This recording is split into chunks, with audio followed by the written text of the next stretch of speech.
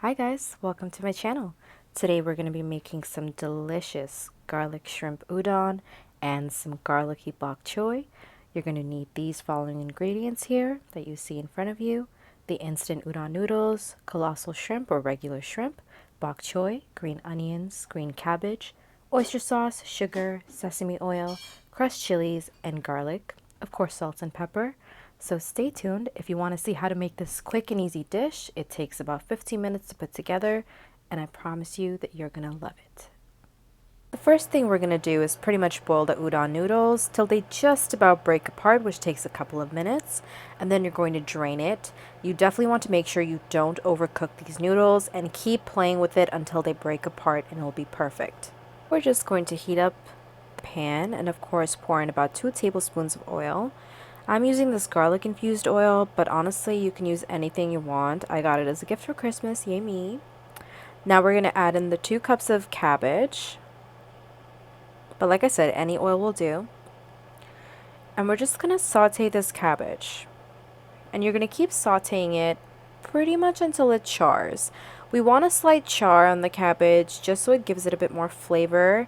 And I do like it when cabbage is a bit more smoky. I feel like the flavor in general is just so much better. It doesn't smell as bad as cabbage usually does when you cook it, if you know what I mean.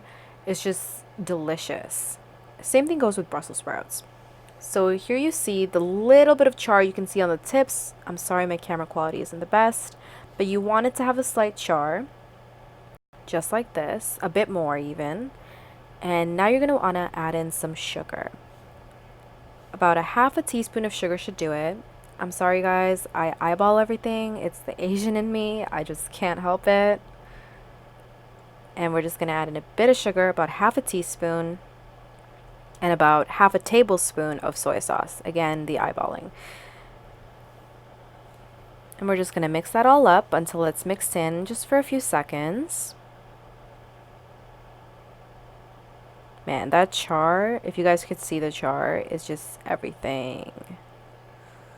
We're just going to keep mixing that up. I'm trying to show you as much real-time footage as I can, okay? Because I want you guys to see realistically how long it's going to take you. But I also don't want to bore you. Now we're going to add in some more oil because it can get a bit dry, and I just find that a little bit of oil goes a long way just to liven things back up a bit, okay? It's going to help you when you continue frying because we're going to add in other stuff. Now we're going to add in some garlic. About 4 cloves of garlic should do it. Again, I'm using store-bought garlic because it saves time. You can literally put this dish together between 15 to 30 minutes. That's how quick it is. I would say 20 minutes is good. 20 minutes is probably perfect, actually. And yes, I know, that's a lot of garlic. I love garlic, okay? 4 cloves of garlic. You can eyeball however much you think that is, okay? Now we're going to keep mixing that up pretty much again until the garlic is fragrant.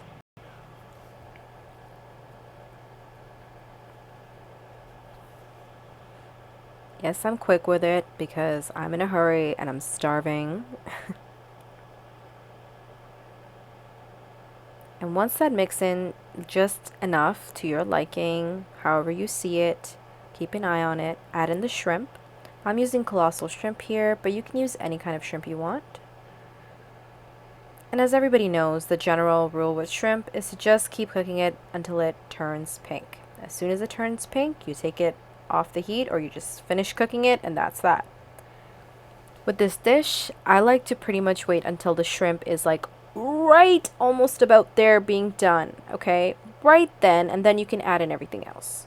We're adding in some crushed chilies right now while the shrimp is still cooking. I like spice, so I'm generous with it. You can do it at your own discretion, please. Do it how you like it. And I'm going to put the recipe in the description box. I'm also going to be doing a taste test at the end of this, so stick around to see what this comes out as, pretty much. Alright, so we're just waiting for the shrimp. Keep turning them, you know, once one side feels like, okay, it's time to turn, the other side is pink, you keep turning. That's how you make sure you get it even and just right. I was talking as if the background wasn't going to get in the way, but it got in the way, so I have no idea what I was saying just then. But you pretty much want to keep turning that shrimp. It's probably what I was saying. And here's just to show you kind of what you want it to start looking like when it's almost done. It's just about turning, it's not as, oh, here we go, udon noodles. Sorry, that was a quick one. We just added in the toasted sesame noodles. I say toasted sesame because basically I added a little bit of sesame oil right after it was drained. Now we're adding soy sauce and sugar, about half a teaspoon of sugar and a tablespoon and a half of soy sauce. And again, eyeballing. This is kind of my slightly academic way of eyeballing oyster sauce. As you can see, 3 tablespoons. Because oyster sauce can be really overpowering, so I definitely didn't want to overdo it. Yes, I could have grabbed a tablespoon out of my drawer and done it that way, but I was lazy. Okay, leave me alone. And now we're just going to coat everything in that delicious sauce. I decided to add a little bit of lemon. I cut a slice right in my lemon because it's easier that way when I don't want to get out a cutting board and get it messy.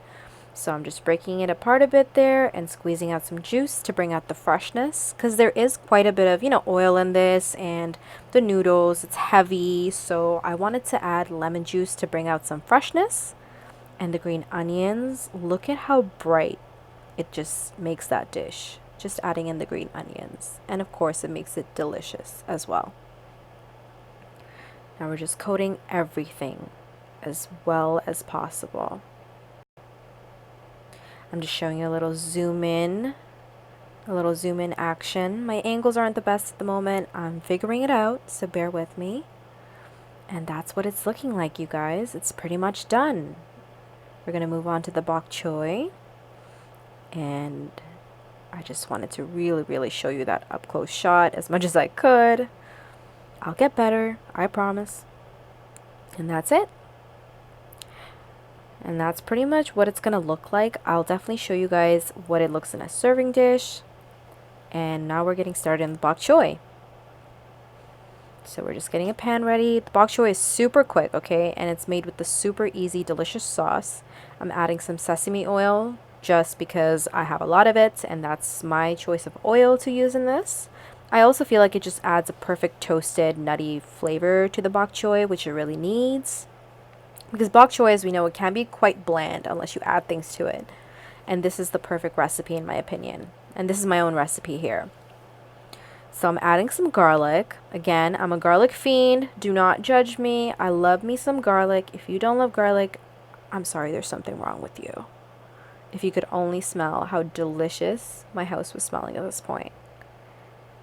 So we're just going to keep sauteing that until it just, warms up, releases that delicious fragrance. My mouth is literally watering thinking about what's coming next. Wait till you guys see. Now we're going to add in the bok choy. I basically halved and quartered the baby bok choy, or junior bok choy as it's called. I believe there's 2 different kinds. So now I'm just mixing that in. And of course sugar. Okay, again, the Asian in me. I swear, we add sugar to everything. Sugar and salt is in everything. We like to have a little bit of all the flavors. The sweet, the bitter, the tangy, the sour. We like it all. It just makes a dish flawless, okay? Salt and pepper. Be generous with it, but not too much.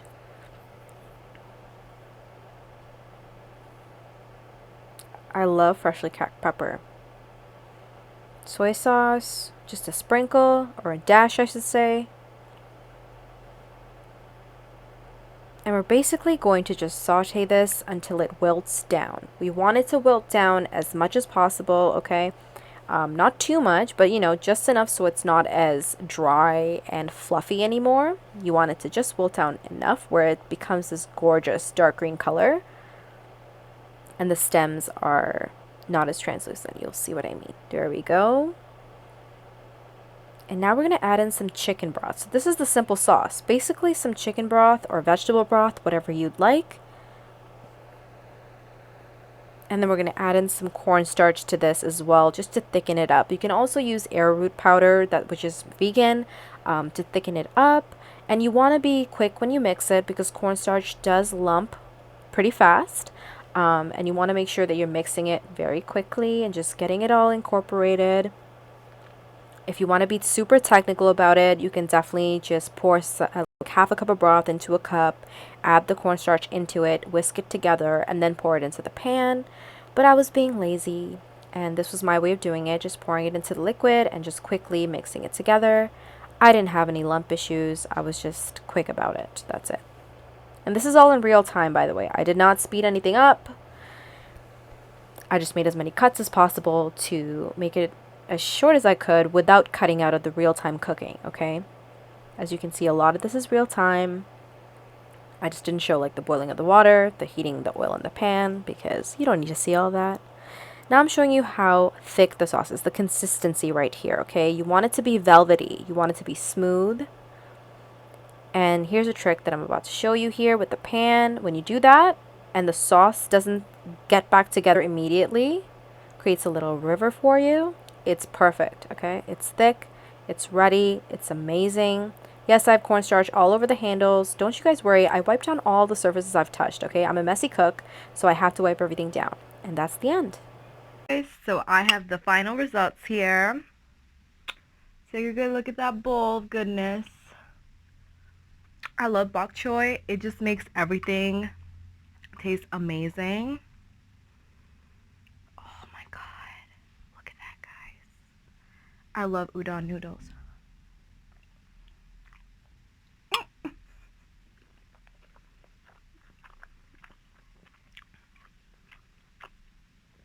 It is so, so good. This recipe, Marion, you're a genius. Like, for real.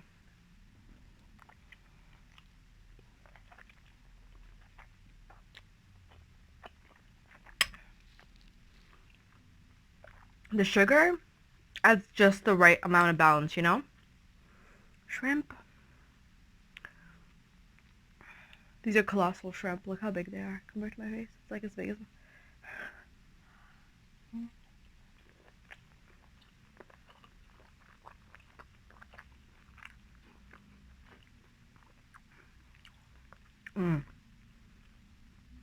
I cook them perfectly. Not to brag or anything, but they're like springy and juicy and amazing.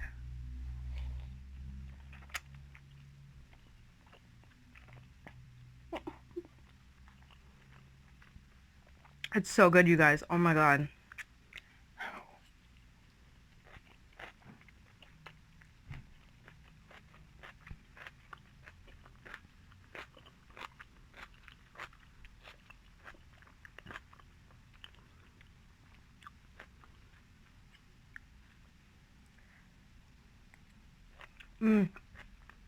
Amazing.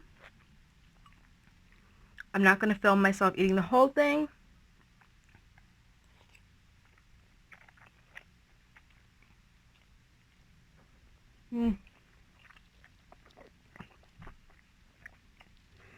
That cabbage, the charred cabbage, my god. That's the only way to have cabbage. That's the only way.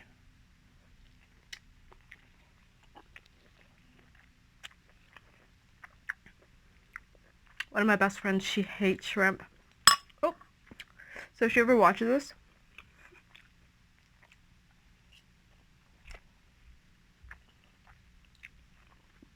she'll probably skip it just because it has shrimp.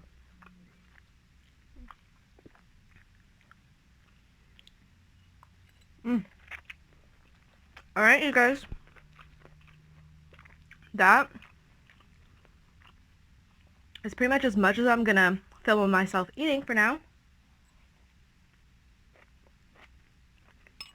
If you want to see more, hit the subscribe button, because I definitely will be putting up more of these as much as I can, and hope this turns out to be everything I really wanted, to be honest. And that's it. I'm probably gonna eat the whole bowl because I'm starving. Thank you guys so much for tuning in, and I really hope you like it. If you like it, just give me a like, okay? Please do, and don't forget to subscribe for more in the future. Thank you so much for tuning in for my first ever video, and I really hope you loved it. Thank you.